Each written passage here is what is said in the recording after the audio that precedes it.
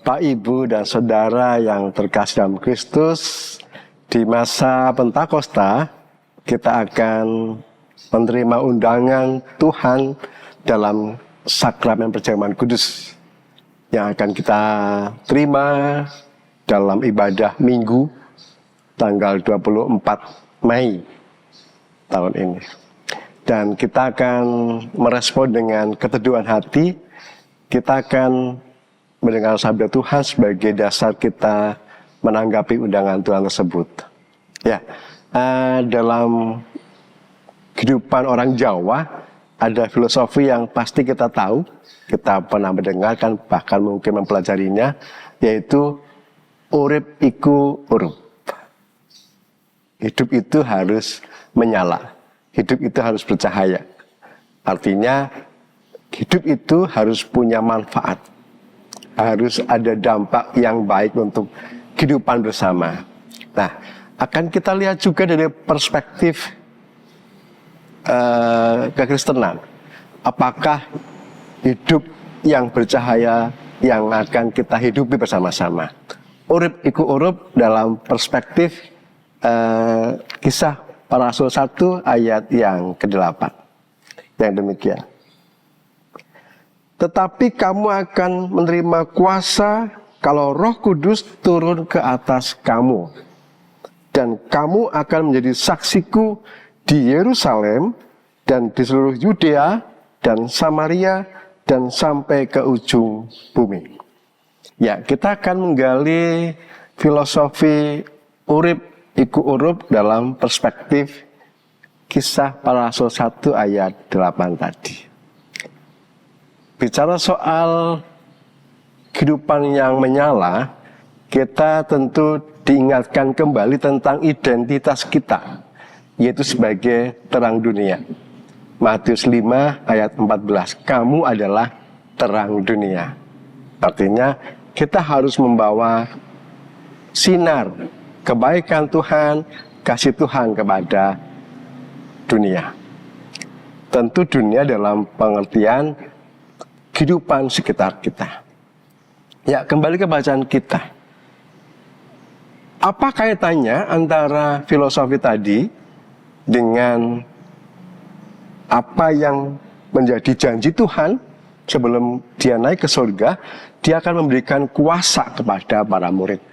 Kuasa seperti apa dan kuasa untuk apa? Perlu kita pahami betul.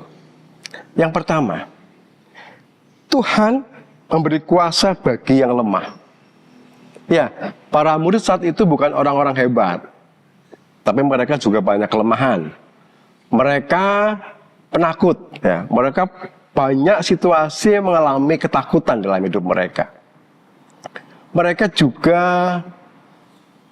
peragu, sering meragukan kuasa Tuhan, kehendak Tuhan, dan yang sudah diberikan Tuhan itu seringkali tidak memastikan iman mereka itu utuh dan besar.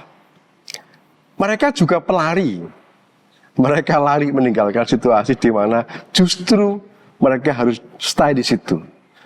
Mereka lari meninggalkan Yesus dalam penderitaan. Banyak kelemahan para murid, tetapi Tuhan memberikan kuasa tidak menunggu para murid sempurna atau berkelebihan dengan banyak hal. Bagaimana kita? Kita juga orang-orang yang lemah. Baik dalam iman kita mungkin merasa kecil, baik dalam hidup sehari-hari ada banyak pergumulan, baik mungkin usia kita masih belum berpengalaman dalam pelayanan, dalam bergereja, dalam kehidupan spiritual kita, dan berbagai hal yang menekan kita, kita itu lemah. Tetapi Tuhan itu mengingatkan, Dia memberikan kuasa, tidak menunggu kita punya kehidupan yang baik. Dia memberikan kuasa kepada orang-orang lemah, dan perjamuan kudus mengingatkan bahwa kasih karunia Tuhan itu melebihi dari setiap kelemahan kita. Yang kedua, Tuhan memanggil kita untuk menjadi saksi. Kuasa itu diberikan bukan supaya kita hebat, bukan supaya kita kuat, kita kaya, kita terhormat, kita mencapai banyak hal prestisius di dunia ini. Tetapi untuk apa? Kita diberi kuasa untuk bersaksi. Mempersaksikan Kristus dalam kehidupan sehari-hari. Jadi saksi itu artinya mempersaksikan kasih Kristus, kasih karunia-Nya kepada kehidupan sehari-hari. Tentu bukan sesuatu hal yang mudah. Bagaimana kita bisa bersaksi tentang Kristus?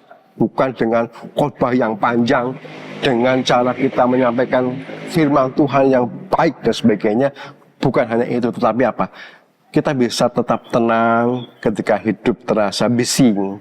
Kita bersabar dalam penderitaan. Kita mengampuni ketika dilukai. Kita memberi ketika kita pun dalam kondisi yang tentu berkekurangan dan sebagainya. Banyak hal yang bisa membuat kita mempersaksikan Kristus dalam kehidupan sehari-hari.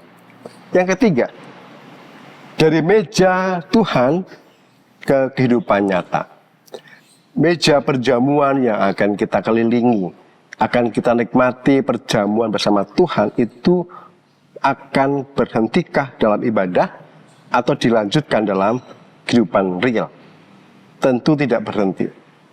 Ibadah kita, perjamuan kita akan kita bawa ke suasana, ke ruang publik. Ruang kita ketemu dengan keluarga, dengan teman kerja, dengan teman sejawat, dengan masyarakat. Di situ suasana meja perjamuan, meja Tuhan kita bawa ke dalam situasi dan ruang publik kita masing-masing. Kita hendaknya memahami bahwa kasih karunia Tuhan yang diberikan itu diterima dengan syukur. Kuasa Tuhan bukan berhenti juga dalam sukacita diri kita, tetapi dibagikan kepada lian. Urip iku urup adalah semangatnya kekristenan kita untuk berdampak. Terang dunia menjadi bagian kita. Kasih karunia bukan berhenti pada keselamatan pribadi, tetapi ada panggilan, ada vokasi kita masing-masing untuk menyatakan kasih Kristus kepada orang lain. Dalam banyak hal kita menerima hal ini, pengajaran ini, tetapi kita diingatkan kembali bahwa Tuhan memakai kita itu bukan karena posisi kita hari ini, tetapi karena situasi hati kita masing-masing yang terbuka dipimpin oleh Roh Kudus. Roh Kudus memimpin kita untuk terus punya persiarahan yang disertai Tuhan. Roh Kudus mengajak kita untuk hidup kudus. Roh Kudus mengajak kita untuk bersaksi tentang kasih karunia-Nya. Selamat mempersiapkan diri dalam meja perjamuan kudus, dan selamat menghayati kasih-Nya untuk kita saksikan dalam keseharian kita. Tuhan memberkati. Mari kita berdoa. Tuhan Yesus, kiranya firman-Mu mengingatkan kami kembali, mengajak kami untuk menikmati betapa kasih karunia Tuhan nyatakan, dan kami juga diutus untuk menyatakan kasih itu kepada orang lain, kepada lian, kepada hidup bersama, dan biarlah Tuhan mampukan kami dengan segala kelemahan kami, Tuhan pakai. Dan biarlah hati kami terbuka dipimpin Roh Kudus. Dalam Kristus Yesus kami berdoa. Amin.